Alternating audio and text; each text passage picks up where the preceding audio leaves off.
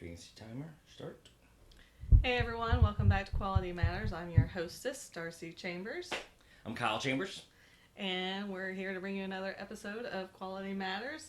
I heard something interesting on the radio driving the kids to school one day this week, and it was about a 4-day work week, which I think is something that people talk about a lot. I know a lot of companies are going to remote options. There's a lot you can do from home on your computer. There's a lot you can do at home that doesn't involve work too. Yeah. Like eating snacks. Okay. So, anyways, I heard on the radio them talking about Japan had gone to a 4-day work week and all the productivity increase and the different things that decreased. So I wanted to look a little more into this and see what it was about. So I found a Forbes article. Of course, Kyle will post these links in the show notes. And it was Microsoft Japan that did this. And they called it, what do they call it? Work-Life Choice Challenge 2019 Summer. That's a mouthful. It is. I got it from the Forbes article, and there was a link in there to, I assume, what is Microsoft's kind of plan and report. Okay. And it was in Japanese, and I had to get it translated to English. You can't read it? I couldn't. That's a shame. And what was really frustrating is that some of the charts and graphs, they didn't translate to English. So I didn't really get all the information that I would like to get, but, I got what they put in English. So it was a little confusing reading about it. So I pulled from both the Forbes article and Microsoft's report. Okay. They called it the Summer Challenge, and they referenced it being June, July, and August. But then part of the plan that Microsoft had published said that all Fridays in August they would be closed. And I think that was a 5-Friday month for August of this year. Okay. So, a little bit confusing. Maybe in June and July they had the option to work 4 days. In August they were just closed. I'm not real clear on how the 4-day work But it sounds week. like this was only a 3-month test. It was only for the summer, so not an extensive test. We're going to get there. So what I'm going to do first is share their results, and then we'll talk about some of the things that Forbes brought up. So, during this Work-Life Choice Challenge, Microsoft Japan noticed a 40% increase in productivity. That's significant. I'm curious how they measured that, but significant. They had ways. It's in the article. Okay. But I didn't write it down. Well, we only got 20 minutes here. I just like my numbers. So they increased 30-minute meetings. So they put more emphasis on timing the meetings and being more direct and to the point. That's great. Those went up 46%.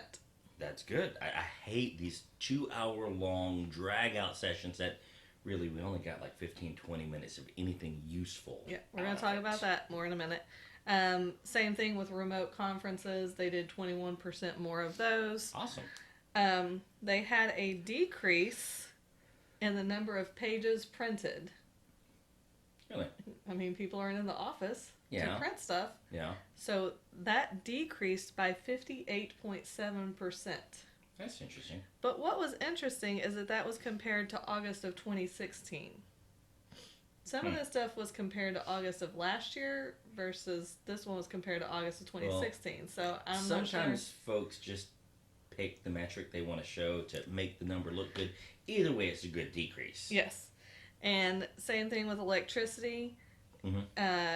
Went down by 23.1% compared to August of 2016. That makes total sense. Right. So, the Forbes article talks about you can't really give this much credence for some of the reasons you've already tried to throw out there because you can't wait your turn. No, I can't. Number one, it was a very short-term experiment. Number two, the employees could have tried much harder to do well so that they could get it to continue. Yeah. So, the employees could have been working harder towards this end goal, so it's not a real accurate thing. The other thing that the Forbes article mentioned was that, Microsoft is a huge company. They have thousands of employees to call upon. So if they want to close every Friday in August... That's true. Others could pick up the slack on that day. Exactly. That's a good point. But, so it's hard to compare it to medium, small-sized companies where, you rely on somebody being in your office because customers, clients, whatever. Yeah. But also with it being a big company, and this would probably be small to mid-sized companies too, you got to have meetings and there's lots of departments that have to interact. So how do you coordinate the days that people are going to take off to make sure these meetings are going to happen? Another thing Forbes, if you're not watching the video, this is a video worth watching. Because Kyle keeps opening his mouth to talk, and then I talk real fast because I know that he's trying to cut me off and say what he wants to say. So he's having to really work on sipping his coffee and not talk right now. So check out the YouTube video. It's going to be there. Now I lost my train of thought, what I was saying. Can I pick it up? Choo-choo. No, because the whole time you're talking, I'm going to be thinking about what I was saying. Fine. I don't know if this is what I was going to say, but I'm going to say it. Another thing that in Microsoft Japan's report, okay, again, it was a little confusing for me to read. It appeared that Microsoft Japan was offering a subsidy, I don't know where the right word, some travel expenses to their employees for, wellness. Oh, okay. For your extra day off. That makes sense, but... So you can travel. Yeah. So, of course, the people are going to... They want it to look good. Yeah. Yeah, I get it. And, so one of the metrics they tracked, if you go look at the link, was how many people used that. Yeah. Well, of course, like, if I'm given the day off without penalty...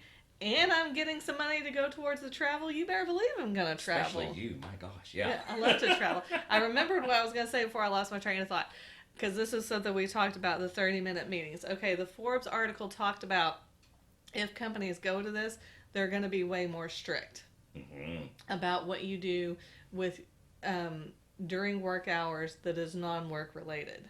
So, I mean, obviously, we run our own business. A lot of what I do at work is non-work related. Just before here, I had to call about, transportation for my child. So, and I know a lot of people do that. You have to do that. I mean, you're at work during the day when, you got to take care of kids and doctor's appointments and things like that. But it can go both ways, because at my old job, when I was working on average 50, 60 hours a week, I just kind of said, you know what? If I have things I need to take care of, dadgummit, I'm going to take care of it. And if I'm on the phone for 2 hours with insurance during the middle of the workday, then I'm on the phone for 2 hours with insurance during the workday, because I'm going to be working this weekend. So it's okay. Right. But that's what they're saying about this 4-day work week. People aren't working the weekends. Right. And that's the thing they talked about, how we kind of humbly brag about how many hours we work. And everybody is secretly stressed out about the work. And if they could cut back, they would. And so they're, offering this to, help people with their wellness, mental health, time with their families, whatever. And, but they're going to be way more strict. Yeah. And that was where the meetings came in. We're going to keep a tab on your meetings. We're going to keep a tab on your phone calls. We're going to keep tabs on your, social media. Or, I mean, it didn't specifically address that, but they are going to really start watching those things, and you may not be able to take care.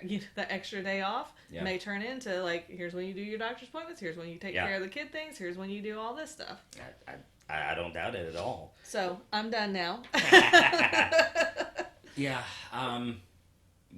You shared a lot more information than I even guessed would have been there. Like, I never would have guessed that they had the incentive for travel. And don't get me wrong, I love the idea. If the company has the resources, if your people are happier, they're going to work better. It's just a simple equation. Happier people are better employees.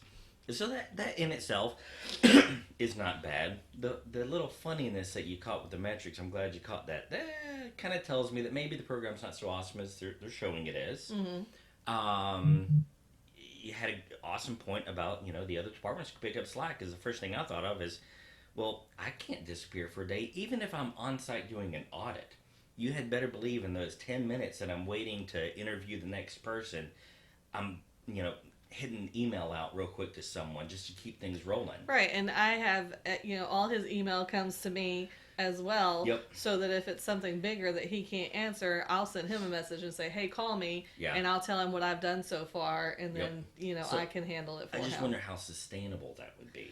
Okay, so funny you should mention that. Mm-hmm. They plan to do a Work-Life Choice Challenge 2019 winter.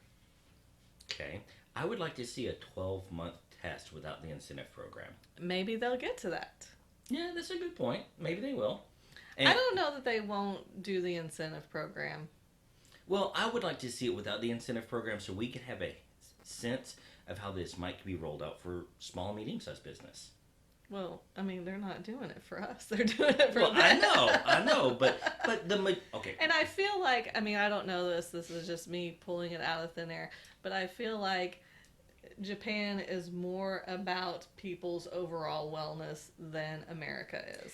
Yes, but they also, I forget the name of it, but there's they reward people for working themselves to absolute utter exhaustion. Oh, they had. Go ahead and keep talking. That falling asleep at work is looked upon favorably because it shows this ultra dedication to your job. So it's kind of this weird mix of things in here. Okay. There was in the Forbes article, it says Japan, like the U.S., deals with a culture of overwork. The country has even coined a term for it, karoshi, I think, which means death by overwork from stress-induced illness or severe depression. Wow. That's interesting. Yeah. So maybe that's why they're turning more towards it. And maybe that would be why it's Japan that they picked to do this. And that would explain the need for... Yeah, I see the chart. I will have to show that chart. That's awesome. These are the charts. The numbers are, we understand the numbers, but I don't get nothing else. Yeah. So you can see how it was a little bit difficult to read. But I wanted to find, scroll up here and read where you can go ahead and keep talking. Well, thinking about that makes a little more sense because I was wondering, why'd they do this in Japan? And then the incentive programs, it's like, why'd they give incentive programs? But it makes a little more sense culturally, I guess, to get a good test. So that may be a good place to start a test.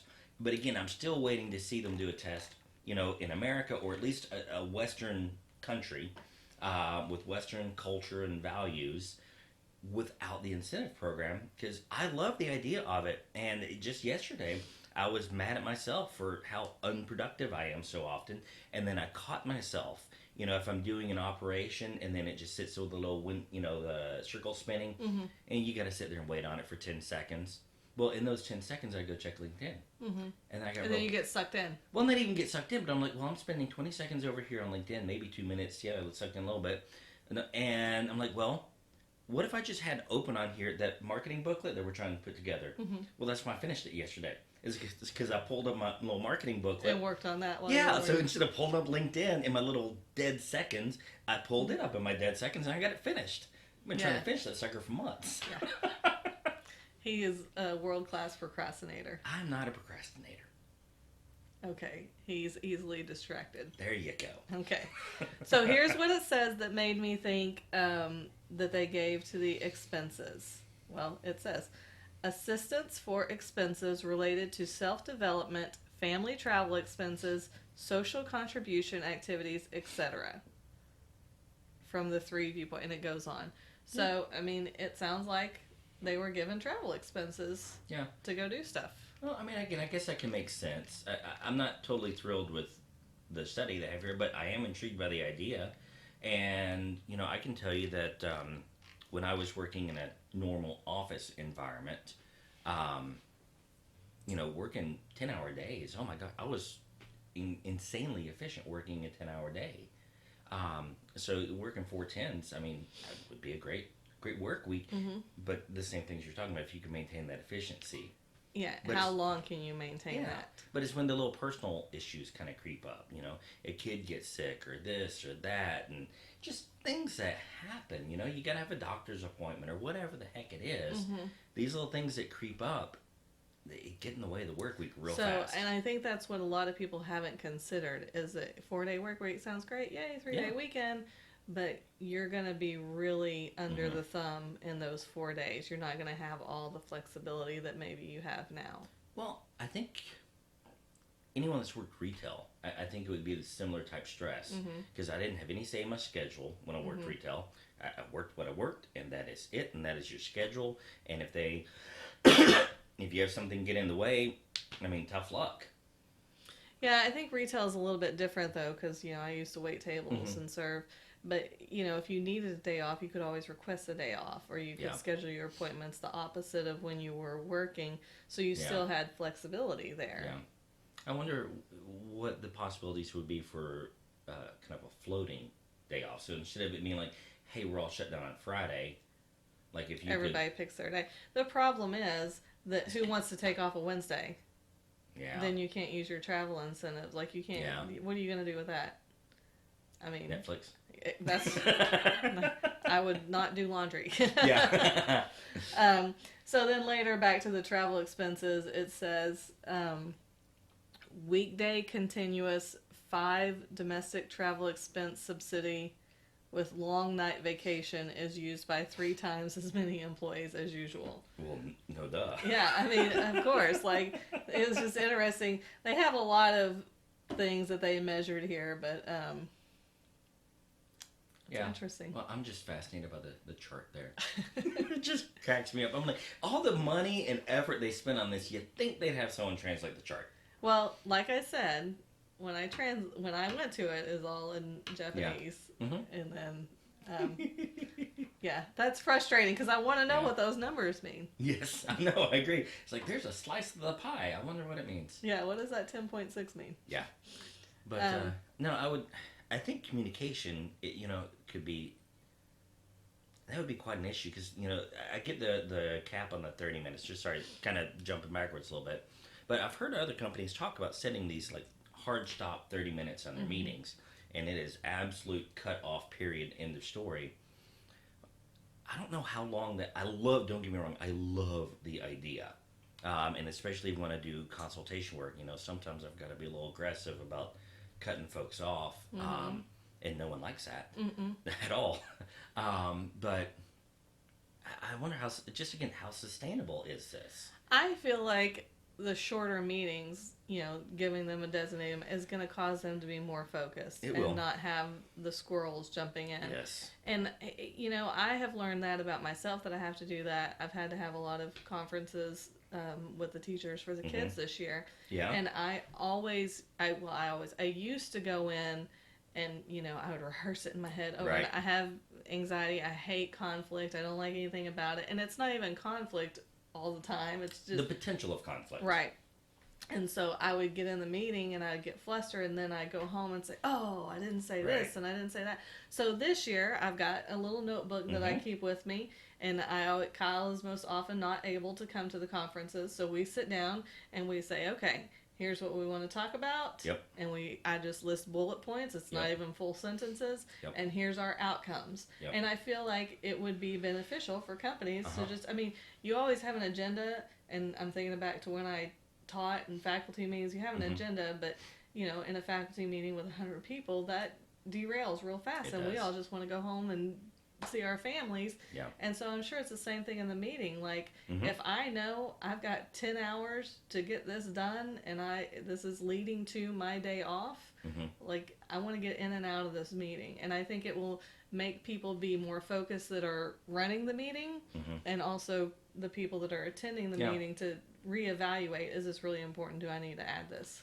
No, I agree. It'll probably take a little bit of time to shift that culture, but definitely when it's frustrating going into a meeting where, the manager, whomever there's leading the meeting, it's just kind of this free-for-all. We have a topic we're going to talk about, but we have no actual goal. Or they do have a goal, but they allow others to derail it. Yeah. That was my biggest pet peeve in faculty meetings at schools. Yeah. Like, input's one thing, but a 10-minute monologue about something where you wind up talking about a completely different topic, which of course everyone else is interested in too, so everyone else responds to it. Right. Yeah. So I feel like, that would be a good thing for companies, but the part about where, you're not going to be able to take as many personal phone calls, take care of doctor's appointments, kids, things, as you guys know, we are very family oriented. company, we're husband and wife. Yeah. But as we bring people on board, we want them to have that understanding too, that, Mhm. you know, family comes first. It does. So that would be my concern. If I'm Agree. not able to take care of my family as needed, then maybe I don't want to do a 4-day week. No, I agree. I agree. I guess the only other concern I'd have before we wrap up here is the rest of the world's still working on 5 and sometimes 6 days a week. Mm-hmm. What do you do for those I'm thinking about sales, right? Sales, or maybe like a plant emergency or something along those lines. What do you do for those folks? How do you? You'd have to put a lot of thought into how to compensate those folks for that extra work. What do you mean? Well, say it's say you're like an engineer, right? Mm-hmm. So you may be off on Friday, but the client that y'all are working with isn't, and they need an answer right now about something that went wrong with the product you sold them. Well, they call the sales guy, who's also off that day. The sales guy calls you up, you're off that day, and now y'all are both working on a Friday. Well, I think that goes back to, is your company large enough to sustain this and switch people out? Yeah, so this may not work for the small, medium-sized businesses, which, I mean, I don't know that anyone can benefit the most from. I just know that 85% of the people in America are employed by small or medium-sized business. Yeah, and I think you just have to understand when you work these kind of jobs, like if you're an engineer and that's what you do, you got to know that you're still going to get calls. I mean, even if you worked a 5-day week, you're getting calls on Saturday and Sunday. That's true. It's not any different. That's true. All right, well, hey, this was definitely a good topic. I'm glad you pulled up the info, because I've been seeing it float around here for a few days, and I've wanted to dig into it, because I was just really curious, how long of a sample did we have? Well, I like my numbers, so once they threw out the numbers on the radio, I was like, oh, I need to go look that up. So, well, anyways. Good job. Thank you, guys. All right, thanks. There we go.